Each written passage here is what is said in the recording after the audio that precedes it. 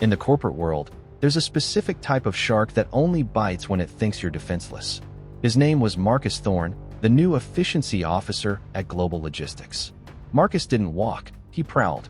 He was the kind of man who wore a $3,000 suit not because he liked the fabric, but because he wanted you to know he could afford to ruin your life without blinking.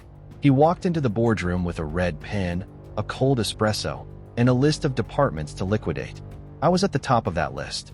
I ran the legacy integration wing. To a man like Marcus, who only looked at year-over-year growth and cloud scalability, I was a dinosaur. I made sure the company's ancient proprietary software, the code that actually moved the trucks and tracked the planes, talked to their shiny new cloud servers. I was the bridge between the 1990s foundation of this company and the 2025 facade they showed to investors. He didn't just fire me. That would have been too professional for Marcus. He wanted a show. He did it in front of the entire board of directors, men and women I had served for 15 years. He called my department a museum of dead code and laughed when I told him the transition to the new system wasn't finished. He mocked my salary, my team, and my attachment to the past. He told me to pack my things by noon and hand over my master keys. He made me stand there while a security guard waited at the door. I didn't argue. I didn't beg. I just looked at the clock. It was 11:45 a.m. I knew something Marcus didn't. He thought he was buying a company. He didn't realize he was actually just renting my brain, and the lease was about to expire. As I walked out, my heart was pounding, but not with fear, with anticipation. I walked back to my desk, the eyes of my terrified coworkers following me. I didn't say a word. I grabbed my mug, my jacket, and left a single sticky note on my monitor. It had 5 words on it. Check the third-party license registry. Marcus probably threw it in the trash. He shouldn't have, because while Marcus owned the computers, he was about to find out that he didn't own the permission to turn them on.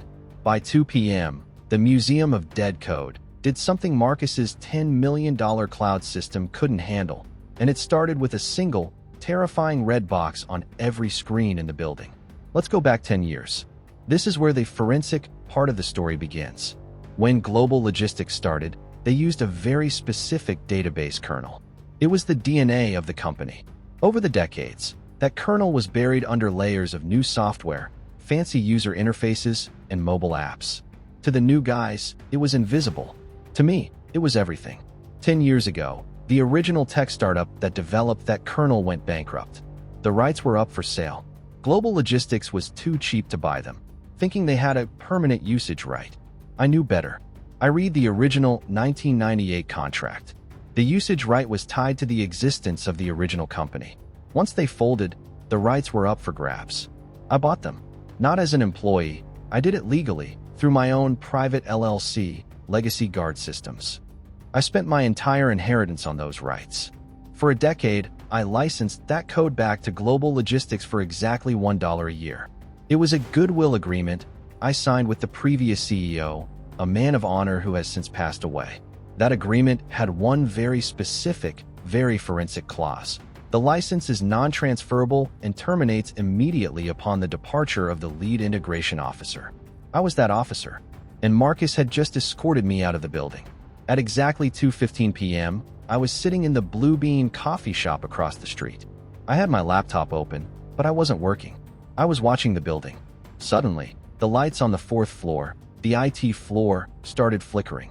I knew what was happening. Without that kernel, the shiny new cloud servers couldn't verify a single shipping manifest. $500 million in cargo, planes in the air, ships at sea, suddenly became invisible to the Global Logistics system. Marcus's IT team tried to bypass it. They tried to hack their own system. But you can't hack ownership when the encryption is hard-coded into the hardware. Marcus called my personal cell 18 times in 10 minutes. When I finally picked up, his voice wasn't laughing anymore. It was shaking.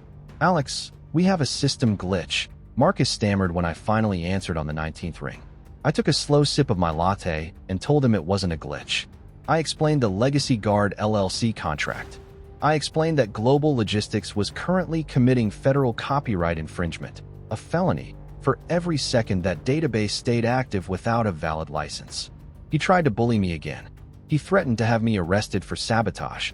I laughed. I told him to call the FBI.